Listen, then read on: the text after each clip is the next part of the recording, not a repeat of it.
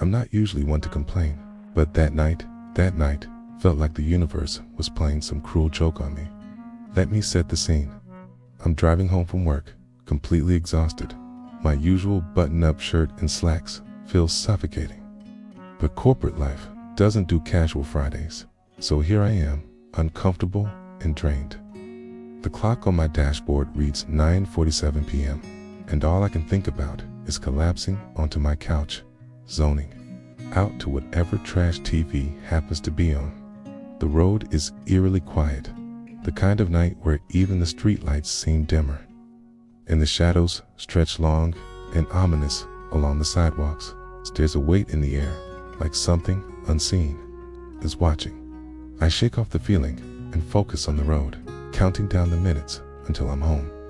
Then I notice some headlights in my rearview mirror. It's bright and uncomfortably close. My stomach tightens, and then, just like that, bam, flashing red and blue lights. I mutter under my breath, pulling over to the side, my mind racing. Did I roll through a stop sign? Speeding? No way. I've got the cleanest record in town. Still, I roll down the window, keeping my hands firmly on the wheel like I'm auditioning for a driver's ed video to cops approach. The first one, Sergeant Bradley Harris, has this look on his face like I just stole his grandmother's purse. Behind him is Officer Michael Randall, built like a linebacker but moving with the eerie grace of a Broadway dancer. Harris leans into the window, his flashlight blinding me. "Evening, sir. License and registration," he barks, his voice sharp enough to cut glass. I nod, keeping my tone calm and polite. "Good evening, officer. Is there a problem?" "Yeah, a big one," Harris replies curtly. But he doesn't. Elaborate. Instead, he tilts his head toward Randall, who has started circling my car like a shark sniffing blood. Something feels wrong. Okay, my car is spotless, my record clean. Okay, there is no reason for me to feel nervous except for the fact that these two are treating me like a suspect in a high-stakes crime. Then it happens. Randall pops my trunk without asking. No warrant, no permission. Just flips it open like he owns the damn thing. My heart slams against my ribs before I can protest. Randall lets out a slow whistle. Well, what do we have here? My blood runs cold. Harris yanks open my door, pulling me out rougher than necessary. The night air is sharp against my skin. Okay, barely register the cold because I'm too busy trying to process what's happening. My hands are forced behind my back, the cuffs snapping shut with finality. I turn my head just in time to see what they've pulled from my trunk. And in that moment, I know my night is far from over. I've never seen this backpack before in my life. Yet, here it is, lying open in front of me, stuffed with wads of cash and a gun that looks like it's been through a war. My stomach twists into knots as I stare at it, half expecting it to explode. "What the hell is this?" I ask, my voice barely above a whisper. Harris smirks. "That's what we're going to figure out back at the station." "Wait, hold on. That's not mine," I protest, panic creeping into my voice. My heart is hammering so loud, I'm surprised they don't hear it, but they don't care. They're too busy high-fiving each other like they just hit the jackpot. Randall chuckles, shaking his head. "Yeah, sure, buddy." That's what they all say. Before I can get another word out, they shove me into the back of their cruiser. The car smells like sweat, stale coffee, and bad decisions. My mind is racing, trying to figure out how the hell I got here. I didn't do anything.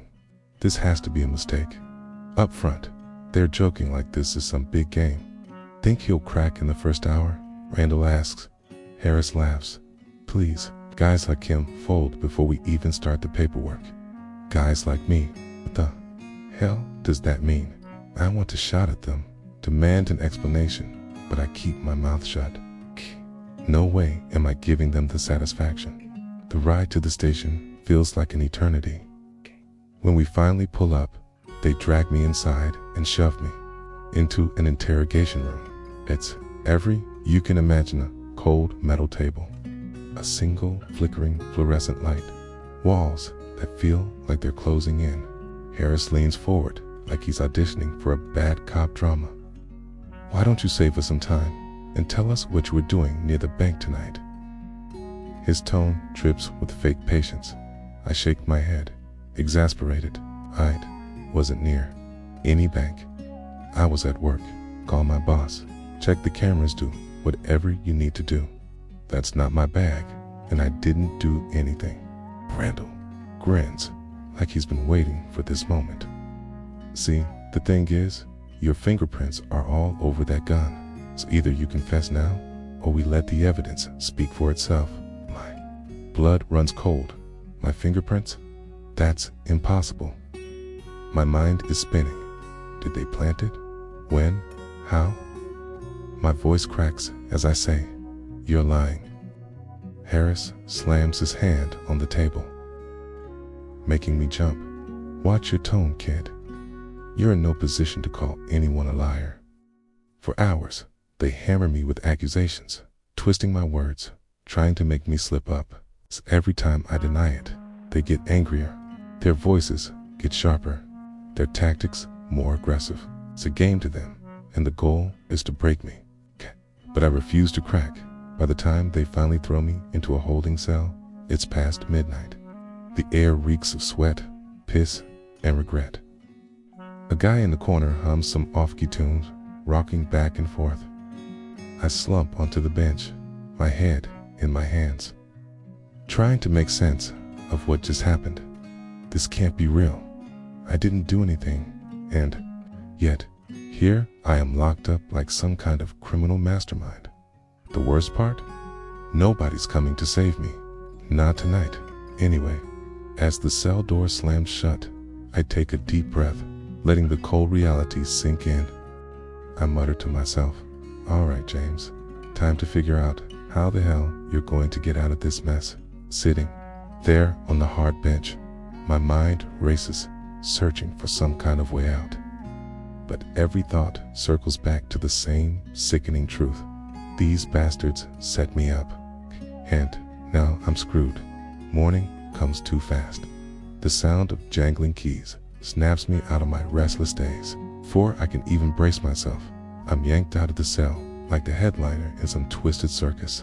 Harris and Randall are already waiting, smug as hell, looking at me like I'm their next meal, ready to come clean. Harris asks, leaning back in his chair like he owns the place. I glare at him. "Clean about what? You're the ones playing dirty." Randall chuckles, shaking his head. "Cute. Keep that up, and we'll make sure the judge sees just how dangerous you are." They toss out their so-called evidence-fabricated witness statements, blurry security footage, and, of course, that conveniently planted gun. My heart pounds, but I keep my cool. I know the truth, even if they're hell-bent on burying it. Finally, my court-appointed lawyer shows up. The guy looks like he'd rather be anywhere else. He fumbles through my case file, muttering legal jargon. Under his breath, "You're facing some serious charges," he says, without even looking at me. "No kidding," I snap. "How about helping me prove I didn't do it?" He sighs, avoiding my eyes. Even he looks like he doesn't buy it. The system is stacked against me, and I'm at the bottom of the pile. By the time I'm back in my cell, the weight of it all starts to sink in. The media is already running with the story. On a nearby TV, I catch snippets of headlines: "Suspected, robber in custody." My face is plastered everywhere, like I'm some criminal mastermind. The other guys in the cell start whispering. One finally speaks up. "So you, the guy who hit the bank?" Do I look like I robbed a damn bank? I snap, but my voice cracks. Even I don't sound convincing anymore. That night, I can't sleep. My brain is a battlefield of anger, fear, and the knowing realization that I'm running out of time. If I don't figure something out soon, these cops will win. And I can't let that happen, not like this. Asterisk, the court date comes faster than I'd like. Walking into that courtroom feels like stepping into a lion's den. Harris and Randall sit there, smug as ever, while the prosecutor looks at me like she's about to score the biggest win of her career. Meanwhile, my lawyer, Key, has all the charisma of a wet sponge. The trial kicks off, and they come at me hard. The prosecutor paints me as a criminal mastermind, gun in one hand, getaway bag in the other. "Ladies and gentlemen," she says, pointing at me with a dramatic flair. This man thought he could rob a bank and walk away scot-free. Let's prove him wrong. My blood boils, but I grit my teeth and hold it together. Losing my temper won't help me now. Then, finally, my lawyer stands up. I brace myself, expecting the worst. But to my surprise, he actually has something to say. Asterisk. He adjusts his tie and clears his throat. "The prosecution wants you to believe my client is guilty. But let's take a closer look at their so-called evidence. For the first time since this nightmare started, I see a flicker of hope. Maybe, just maybe, I still have a chance. The worst part? Nobody's coming to save me. Not tonight anyway." As the cold metal cell door slams shut behind me, the reality of my situation crashes down like a tidal wave. I take a deep breath, forcing myself to stay calm, and mutter under my breath, "All right, it's James. Time to figure out how the hell you're going to get out of this mess." Sitting on the hard, uncomfortable cat in the dimly lit cell, my mind races, replaying every event that led me here. Every thought ends the same way. These bastards set me up, and now I'm screwed. The walls feel like they're closing in, but I can't afford to let fear take over. If I do, I've already lost. Morning comes too fast. Before I can fully process my predicament, the sound of heavy boots echoes down the hallway. The guards yank me out of the cell like I'm some kind of prized exhibit in a sick circus. The fluorescent lights burn my eyes as I'm dragged into the interrogation room, where Harris and Randall are already waiting. Their smirks send a wave of rage through me, but I suppress it. They want me angry. They want me desperate. I won't give them the satisfaction. "Ready to come clean?" Harris asks, leaning back in his chair like he owns the place. "Clean about what?" I snap. "You're the ones playing dirty." Randall chuckles. "Cute. Keep up the attitude, and we'll make sure the judge sees just how dangerous you are." They throw their so-called evidence at me like it's a game of cards. They know they're going to win. Fabricated witness statements, Corey security footage that could be anyone, and the cherry on top, a gun conveniently found in my car. My heart pounds in my chest, but I keep my face neutral. I know the truth, even if they're hell-bent on burying it under a mountain of lies. Hours later, my quarter-pointed lawyer finally arrives. He's a middle-aged guy with tired eyes and a suit that looks like it hasn't been dry-cleaned in years. He flips through my case file, mumbling legal jargon under his breath, none of it reassuring. "You're facing some serious charges," he says, barely making eye contact. "No shit," I snap back. "How about helping me prove I didn't do it?" He exhales heavily, and for the first time, I see the doubt in his eyes. He doesn't believe me. Hell, he probably thinks I'm just another criminal trying to weasel out of a conviction. The system's stacked against me, and I'm at the bottom of the pile. By the time I'm thrown back into my cell, the weight of it all starts sinking in. The media has already picked up the story. I catch snippets of the news from a nearby TV. In the holding area, suspected robber in custody. My face is plastered everywhere, painted as some criminal mastermind. The other guys in the cell are watching me, their eyes filled with curiosity and something else, judgment. One of them, finally, speaks up. "So, you, the guy who hit the bank?" I scoff. Do I look like I robbed a damn bank? But even as I say it, my voice cracks. I don't sound convincing, not to them, not to myself. Doubt creeps in. Not about my innocence, but about whether I'll ever be able to prove it before it's too late. That night, I don't sleep. My brain is a battlefield of anger, fear, and a gnawing sense of desperation. If I don't figure something out, these cops will win, and I can't let that happen. It's not like this. The court date arrives faster than I'd like. Walking into that courtroom feels like stepping into a lion's den. Harris and Randall sit smugly at the prosecution's table, while the prosecutor herself looks like she's about to win the case of her career.